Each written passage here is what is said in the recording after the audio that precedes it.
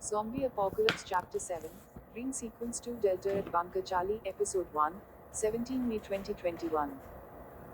They had acquired the unknown virus were enraged, violent, mindless zombies filled with savagery. Whatever had happened to them, whether they were byproducts of a biohazard experiment gone wrong or they had breathed in too much toxic air, had caused them to kill and devour any living thing they came across, including humans. We designated them as afflicted things. These afflicted things commonly bit and tore into the flesh of their victims. Usually, once afflicted things had gotten their blade-sharp teeth into their victims, there wasn't much left. Afflicted things avoided human intestines. I wondered, were these the same creatures responsible for the carnage at Bunker Charlie? We were to clear out an airport that was infested with them, a major campaign spearheaded by the bigwigs at UN headquarters codenamed Ch.9. I was attached to a squad of 6 medics and RWO combat soldiers who functioned as guards. My partner, a guy from Hong Kong, standing 7 feet 3 inches and weighing 290 pounds, total muscle, was Ch.9, a former member of Hong Kong SWAT. He wanted us to call him the Red Communist Chinese Killer, but we called him HK Guy instead. HK Guy had geared himself up for combat, intending to survive the zombie apocalypse. He carried a shotgun, a special ops AR-15, and 3 sidearms. He had far more combat experience than L. For that reason, I followed his lead. 3 combat squads went into the entrance of Terminal 1 to clear out the afflicted things. A host of other squads had been tasked with clearing out other parts of the airport.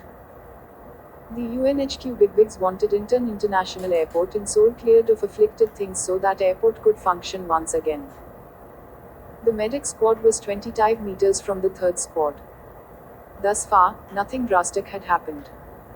The lead medic's radio was filled with shouts and screams, accompanied by a horrible uproar of agony and distress. Firefights erupted as all the other squads cleared every part of the airport. It sounded as if our guys were taking some heavy hits. Repeated requests for immediate evacuation and medical assistance were heard from almost every other squad clearing the airport, accompanied by pandemonium amid the firefights.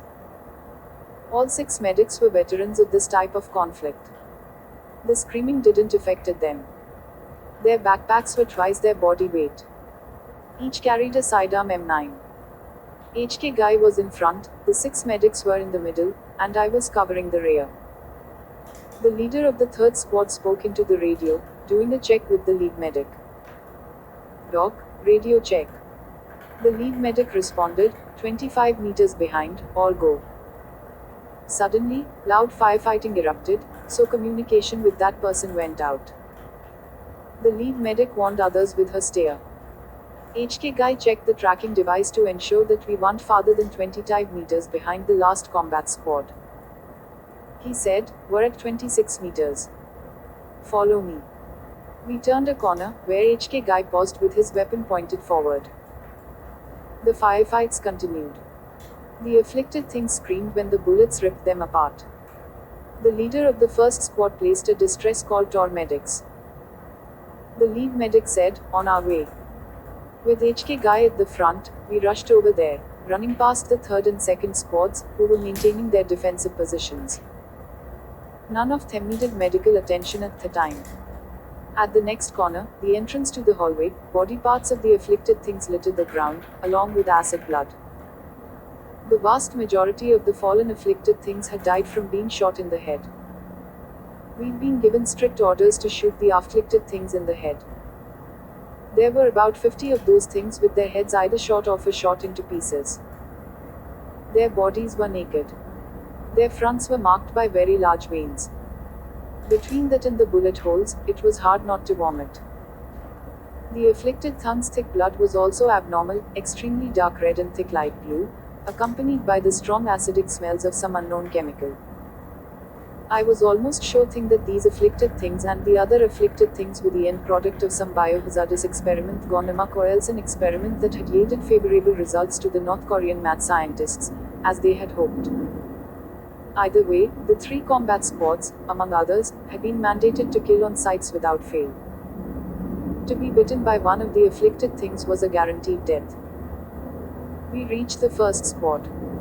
One of the soldiers had been bitten in the neck with a large chunk of flesh missing, exposing the veins and fatty tissue. Those who were helping the soldier were extra careful not to touch her blood. The lead medic evaluated the soldier, then told everyone to get back. The soldier was dead, yet her body was twitching in every which direction. The lead medic signaled for HK Guy to shoot her in the head. The very moment HK Guy raised his shotgun to proceed, the leader of the first squad tackled him. The two began wrestling with the others watching. Both got back on their feet. The leader of the first squad yelled, "You're not shooting her head off." HK Guy pushed his opponent against a wall, wagging his finger in his face. The height of the first squad leader was about 5 feet 6 inches, and HK Guy was well over 7 feet 5 inches. Once the shorter guy realized that it would be useless to try to fight against his foe, he pulled out his sidearm and pointed it directly at HK Guy's face. The lead medic yelled, "Take your weapon away from his face, or you'll face court-martial." The leader of the first squad used his left hand to take out his second sidearm, which he pointed directly at the lead medic's head. Everyone else stood still and watched. He yelled, "Let's see how you like having your head shot off." The lead medic yelled, "This type of offense will get you hanged."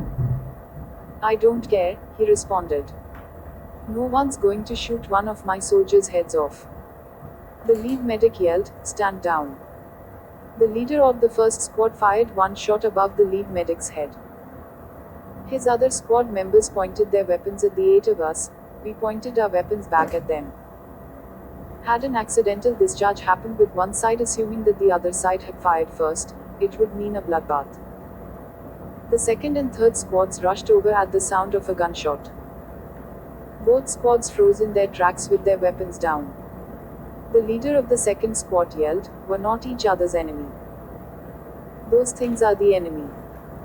All 19 of you, stand down." He yelled.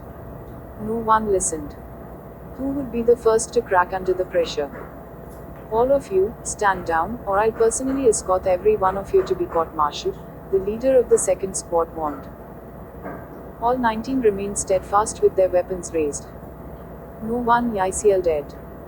Both sides claimed to be in the right. Neither side trusted the other side. Soldiers from the second and third squads watched with wide open eyes, fearing an accidental discharge, which in turn would result in an all-out shootout. Without warning, the dead soldier's body twitched, although she had been dead for well over 20 minutes and hadn't breathed in 20 minutes either. Our attention shifted to the dead soldier. The dead body twitched more aggressively as it screamed horrifically. Then it went dead again.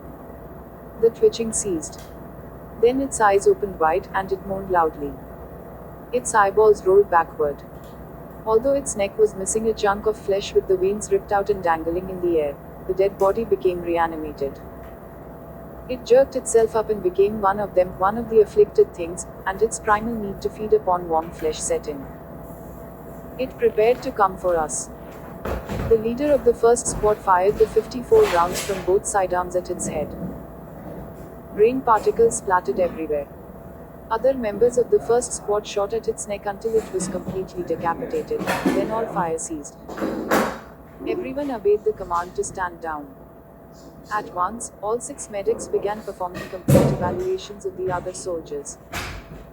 HK Guy and the leader of the first squad sat next to each other in silence, their sweaty heads down. Once the medics had verified that there were no bite marks on any of the soldiers, the lead medic suggested we all fall back to regroup.